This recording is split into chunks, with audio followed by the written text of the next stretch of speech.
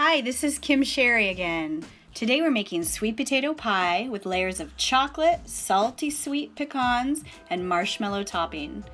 I just had a store-bought pie crust here that I baked until golden brown, and then I melted chocolate chips in 30-second intervals until it was nice and melty.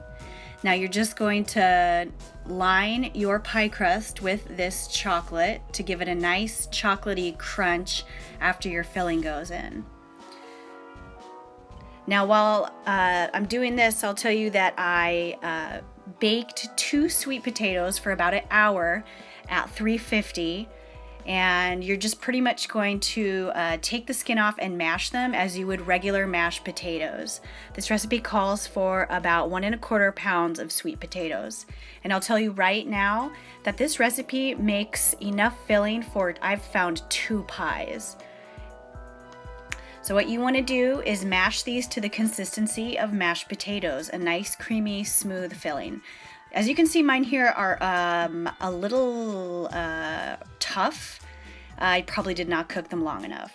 But when they bake, you'll find that they became nice, velvety, smooth. You didn't even notice that they were big pieces. For the filling, we're going to add 1 cup heavy cream, 1/2 cup whole milk, 3/4 cup brown sugar, 1 teaspoon ground cinnamon, and 2 large eggs with a pinch of salt. Here are my homegrown eggs from my chickens right outside of our house. These come from the Spitzenhausen because it's the only one laying right now.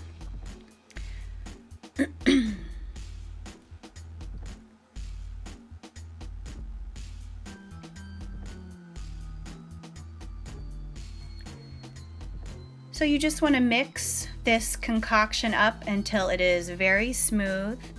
And you know what? Don't worry about those chunks if some chunks of sweet potato didn't get all smashed up because they weren't cooked enough. Because like I said, once they get baked in the actual pie crust, they get soft, they mix with everything else. It tastes great. You don't even notice.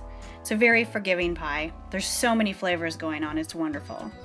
So like I said before, I think this filling recipe makes enough for 2 pies. So if you probably wouldn't want to fill it quite as high as I did because I didn't quite have enough filling left for the second pie. It was almost like a little half pie.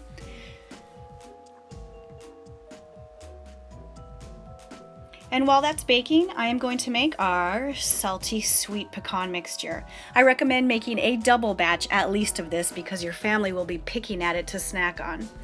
So for a single serving for the pie, you will want 2 tablespoons of butter, 2 tablespoons of brown sugar, 1/2 teaspoon of salt.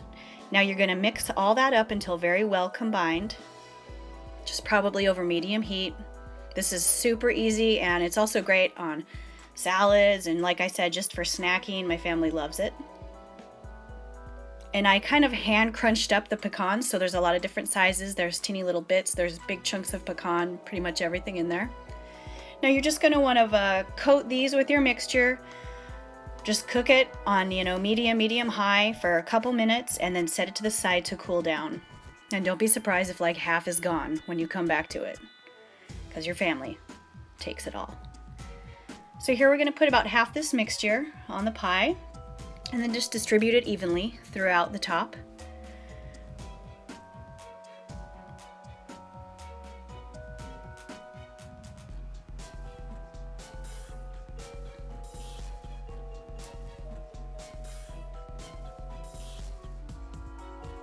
And now for the pièce de résistance. The original recipe calls for a meringue topping, but I was feeling very lazy, and so I'm using marshmallow cream. It's super easy, and it does exactly the same thing as the meringue topping would. So this is very sticky. Add as much or as little as you want. Attempt to get it as smoothly over the pie as you can, but like I said, it's very sticky, so it's a little difficult. So get that evened out as much as possible, and then grab your blowtorch. Please make sure there's nothing flammable around at this time, and just be aware that just like marshmallows over the campfire, this marshmallow cream will catch on fire. Be ready to blow it out. Be ready not to stay in one place too long because you will burn your pie. So take your time. Stay far back. Take your time until it's a nice golden brown. Hey, this isn't the prettiest pie in the world, but it tastes amazing. Thank you.